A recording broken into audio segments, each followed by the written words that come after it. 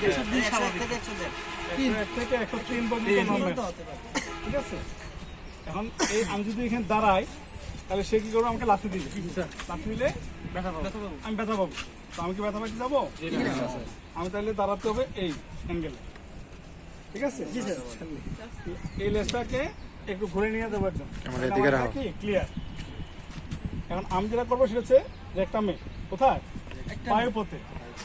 পাইপতে আমি এই একটা অ্যাঙ্গেল করে ধরবো, যদি সম্ভব হয় দেখান। তার নর্মাল টেম্পারেচারটা কথা, ঠিক আছে? না কথা না বলি আমরা 2 মিনিট রাখবো। কয় মিনিট রাখবো? 2 মিনিট। এই যে সাইড ওয়ালে বাঁকা করে, ঠিক আছে? জি স্যার। তো আমার ক্লাসে তো আমার পড়াইছে যে 40-50 সেকেন্ড কথা পরে কইেন, আর দিয়ে কথা আছে এটা কর।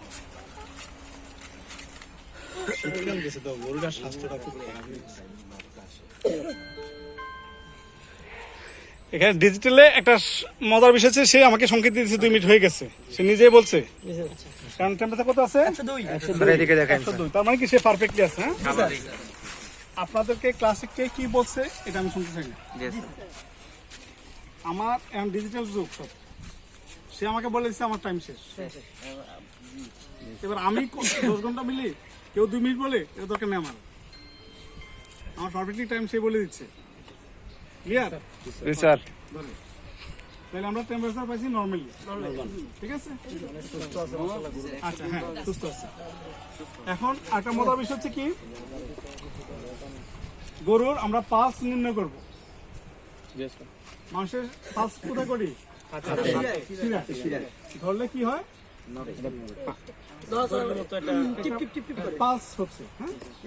গরুর পালস হচ্ছে গিয়ে লেজের নিচে, ঠিক আছে? এরকম ধরেন, ধরে নিচে নিচে, বুঝাচ্ছে? একজন করে দাঁড়ান।